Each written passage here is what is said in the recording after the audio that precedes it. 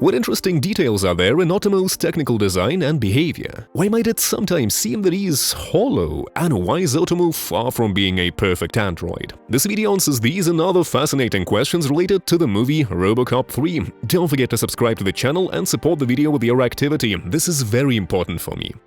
Detroit is still a war zone and Delta City is nowhere near completion. OCP failed to complete the Delta City project on their own. However, the Japanese corporation Kananmitsu has shown interest in the project and invested funds into building the city of the future. And this was one of the reasons why Detroit became even more of a war zone. OCP creates a special forces unit called the Rehabs. Their task is to forcibly evict residents from old Detroit, thereby clearing the area for the future construction of Delta City. However, OCP is falling behind schedule and the budget deficit has already reached hundreds of millions. The head of the Japanese corporation, Kananmitsu-san, is furious. He informs the CEO of OCP that he's sending his agent to Detroit to mitigate the damage caused by OCP's incompetent management. This agent's name is Otomo. Kananmitsu's assistant tries to convince his boss that sending Otomo to such a densely populated city is not a good idea, since they have never tested it in such conditions. But Kananmitsu is unyielding. From this dialogue between the boss and the assistant, we already understand that Otomo is not quite human. At this moment, he is meditating, which from a technical perspective is something of an energy-saving mode for him.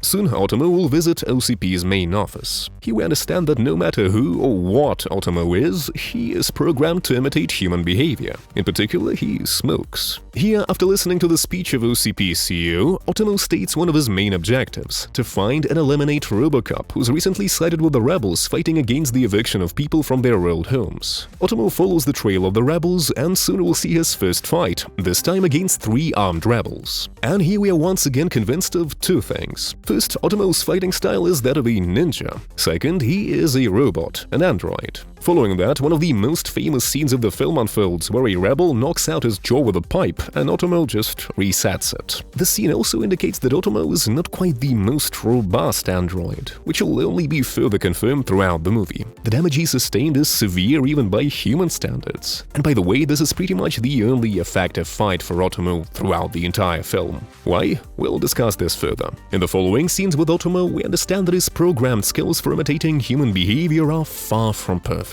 Instead of simply buying a map of Detroit without attracting attention, he robs a store and, what's more, destroys municipal property in response to the seller's quite reasonable request for payment. The point here is not that Otomo's creators for some reason intended him to behave as a bad guy. That makes no sense, since it inherently makes him less effective in investigation and other activities. The reason for Otomo's antisocial behavior lies precisely in what Kananmitsu's assistant warned him about. Otomo is not yet ready to operate in such a densely populated area, as his social skills have not been fully developed. In particular, he's not ready for tasks that require attracting minimal attention. But to be fair, in Detroit, such behavior is hardly surprising. Next, we see the face-to-face encounter between Otomo and Murphy. Here we realize that not only are the android's social skills underdeveloped, but there is also a significant problem with his combat software. In the fight with Murphy, he demonstrates a lot of ninja movements that are completely unnecessary here, simply wasting precious energy. Therefore, the fight with the rebels was the most effective for him. There, all his acrobatic movements had a clear practical purpose. He hesitates to finish off Murphy and chooses to attack his non-vital parts. But by far the most illogical part comes towards the end of the fight, when he slowly approaches Murphy with his katana, giving the latter enough time to leisurely attach a gun to his arm. Yes, leisurely is the right word, and blew off Otomo's head. In the end, he doesn't even attempt to dodge it. In the finale, Murphy will face 2 more androids from the Otomo series. The first one makes a rather unusual grimace when he turns out to be behind Murphy, which in this case looks like the result of a system error. That once again indicates that this series of androids is not finalized. But the most interesting part is that Murphy also shoots this Otomo right in the head, after which we may conclude that the technical design of this Otomo differs from that of the one Murphy destroyed earlier. The skin of the very first one was a synthetic analog of the human skin, and it seemed that his skeleton was also analogous to a human one, at least if we judge by the anatomy of the jaw, which behaved similar to how a human one would. With this Otomo, it's quite different. His skin is a polymer structure that becomes completely immobile when certain systems are disabled. The skin is quite thick, but again vulnerable when dealing with a serious opponent. It seems that the skin also doubles as synthetic muscles for the android.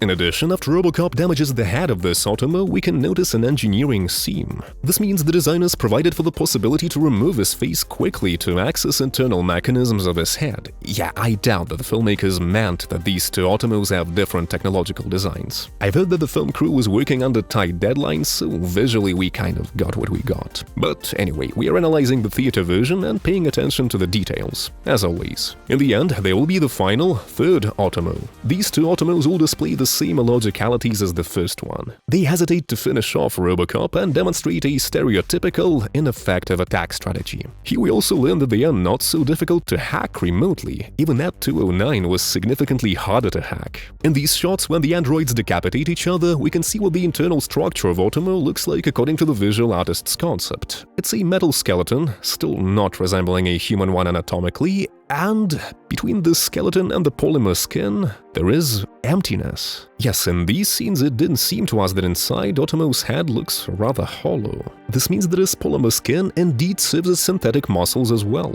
And of course, these voids in his internal structure make him significantly more vulnerable to serious attacks. By the way, unlike the first one, the last two androids had built-in self-destruction systems. This detail may suggest that different Otomos may in fact be technically different. Yes, Otomo is not a finalized android, neither in terms of intelligence nor in terms of design. That's why at times he seems to be way too fragile and frankly quite foolish to us. But nevertheless, the story of RoboCop 3 is not a story of the clash of technologies. It is the story telling that there is only one intelligent robot in this city. If you enjoyed this video, subscribe to the channel and support it with your activity, it means a lot to me.